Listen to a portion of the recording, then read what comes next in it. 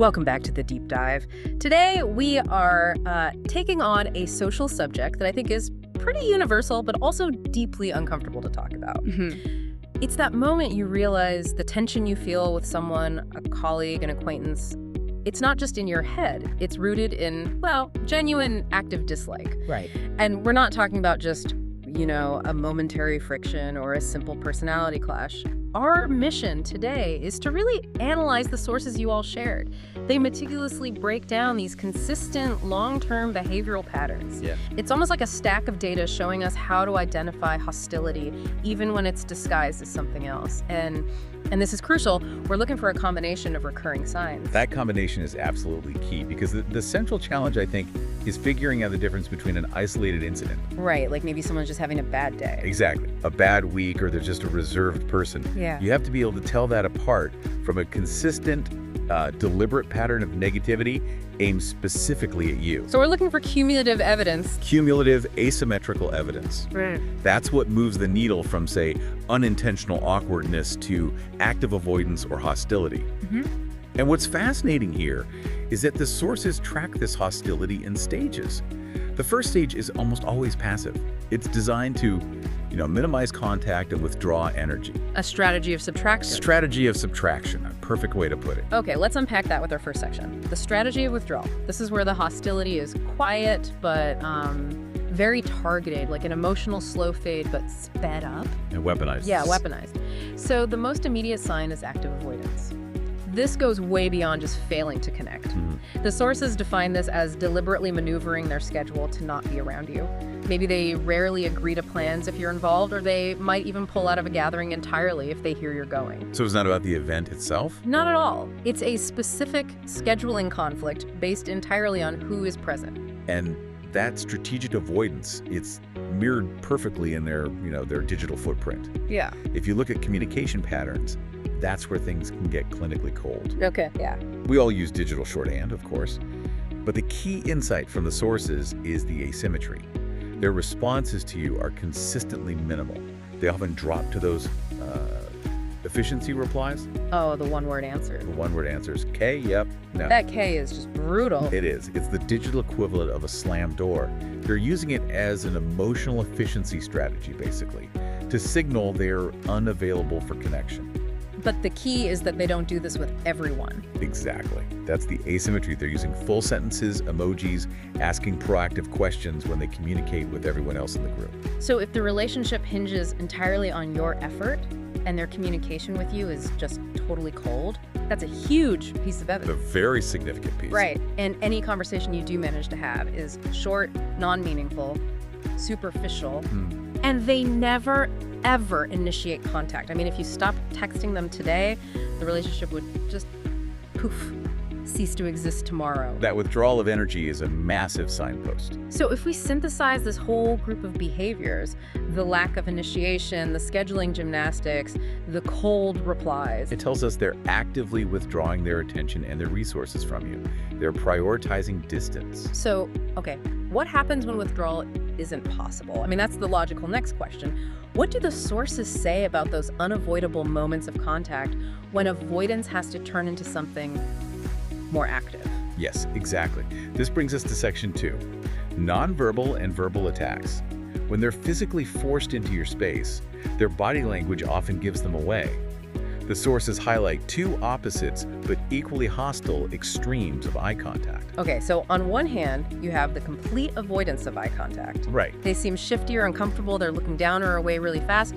That signals deep disengagement. But then the sources point out the other extreme, which is actually much more aggressive. Maintaining intense, aggressive eye contact. It registers as glaring or scowling. This isn't just discomfort anymore. It's an attempt at, dominance or intimidation. And the other physical cues reinforce that. The pattern is what matters. The pattern is everything. Crossed arms, a rigid posture, physically leaning away. We all know these can just mean someone is defensive in general. But the real insight comes from noticing that this posture is consistent only when they're talking to you. So their body is basically broadcasting, I am defending myself from your presence. Unconsciously, yes. It cements the pattern of targeted resistance. And here's where it gets, for me, really interesting. How hostility gets socially packaged as, like, acceptable behavior. The sources spend a lot of time on public criticism and mockery, where the insult is always masked as a joke. Ah, yes. The strategy of plausible deniability. Exactly that. They'll use backhanded compliments or veiled criticism, and if you object, they can immediately turn it on you. Can't you take a joke? I was just teasing. It lets them test the boundaries of cruelty while avoiding any social accountability. The joke is their shield. And the detail that really stands out is how they specifically target your emotional highs. You share a win, you've accomplished something, and their immediate response is to minimize it. They'll point out why it wasn't a big deal, or suggest someone else did it better, or, compare it unfavorably to something they did once. It's designed specifically to puncture your moment and deflate your confidence. It's incredibly undermining.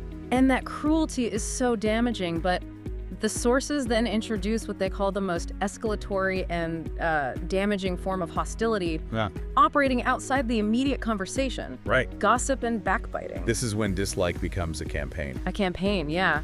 You start hearing from other people, from reliable mutual sources, that this person is talking negatively about you behind your back. Or worse, trying to subtly turn other people against you, damaging your reputation. When hostility transitions from just avoidance to active reputation damage, it means the person is trying to control the social narrative around you. They're investing energy into securing their own standing by destabilizing yours.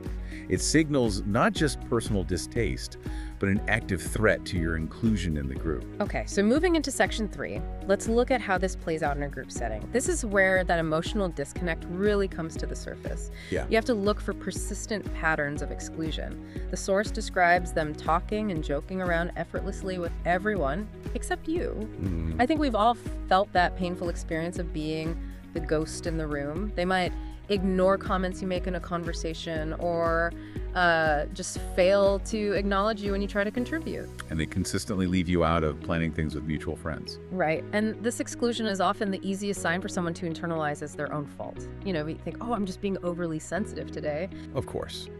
But the psychological depth is right there. When you compare the effort and the warmth they give everyone else versus the sheer indifference they aim at you, the pattern becomes undeniable. It's not in your head. It is not in your head. And this brings us to what might be the most telling sign of genuine, severe dislike: a profound lack of empathy. Okay. When you share a genuine problem or you're going through a difficult time, the hostile person might display a stunning indifference. It's like hitting a blank, cold wall when you expect just basic human compassion. But the sources go one step further, right? They warn that the person might even seem subtly pleased by your misfortune. That's the really chilling part. You might catch a fleeting, slightly smug smile, or a tone that suggests they feel vindicated by your struggle. So that isn't indifference anymore. No, that's relief.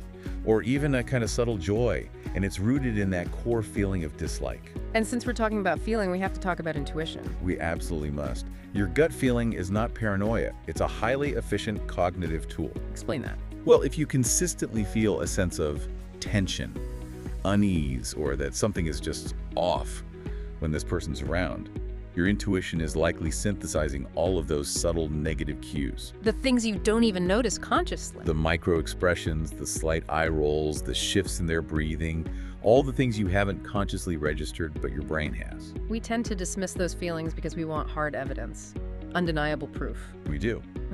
But when that internal alarm keeps sounding, you have to trust that it's putting together the cold replies, the dismissive body language, and the exclusion into one comprehensive warning signal. That sense of internal alarm, that leads perfectly into our final section, which is about context, patterns, and maybe most importantly, protection. Because before we draw any conclusions, we have to look at the important considerations, the necessary counterbalances to just seeing these signs everywhere. Let's start with the central idea we've stressed this whole time: consistency. This entire analysis is it's meaningless if it's based on a single, isolated interaction. Right. One rude comment doesn't mean someone hates you. Exactly. We have to focus on consistent, long-term behavioral patterns that repeat across different environments and scenarios. Consistency is really the only antidote to paranoia here. And we also have to consider the context, especially with nonverbal cues. Very important. The sources remind us that cues like a lack of eye contact can have different cultural meanings. What looks like shyness in one setting might be a sign of respect in another. But you have to override that initial assumption when the other signs are also present. Precisely. If the lack of eye contact is paired with cold communication, exclusion, and backbiting, well, then the context shifts. Which raises a really critical and kind of contradictory point. How can genuine hostility like active backbiting and exclusion, how can that not be personal? It seems impossible, right? But the sources offer this powerful perspective shift. Try not to take it personally. Because sometimes, often, actually, the source of this negative behavior stems entirely from the other person's own deep-seated insecurities, their jealousy, or their own unresolved issues. So it's not about you. It's about them. They're projecting their internal turmoil onto you. Maybe because you represent something they feel they lack, or because your success threatens their own fragile self-image. So their behavior might have very little to do with you as a person and everything to do with their inability to manage their own internal state. Recognizing that projection is the key to setting a healthy distance. You are not responsible for their dislike, and you certainly can't fix the source of their jealousy. So the real value of this deep dive is just gaining the knowledge to stop investing energy in them. Exactly, to stop investing in interactions that only deplete you. So what does this all mean for action? I mean, the sources summarize the suggested approach pretty clearly. If you consistently recognize this combination of signs, the targeted avoidance, the passive-aggressive jokes, the active exclusion, Then it's best to create protective boundaries. keep your distance emotionally and physically, and crucially, focus your finite energy and attention on the people who genuinely appreciate you. The knowledge is a tool for self-preservation. It lets you quickly identify friction that is never going to be resolved, so you can pivot your focus toward positive relationships. Ultimately, the true value here isn't in, diagnosing the other person. Not at all. Yeah. It's in recognizing the patterns quickly so you can protect your own emotional and mental energy. It lets you see the difference between a minor social inconvenience and a dynamic that is actively designed to undermine you. Which leaves us with a final thought to mull over. If someone's consistent behavior is defined by avoidance, excluding you from the group, and finding ways to criticize your accomplishments, how much of their behavior is actually about you as a person, and how much is just a reflection of their own internal struggles, their own inability to handle jealousy? Yeah. We can't control their internal state, but we can absolutely control the boundaries we set and the energy we choose to protect. Well said. Thank you for sharing these really illuminating sources with us for this deep dive. We hope this analysis helps you navigate those tricky social waters with a bit more clarity and a lot more confidence.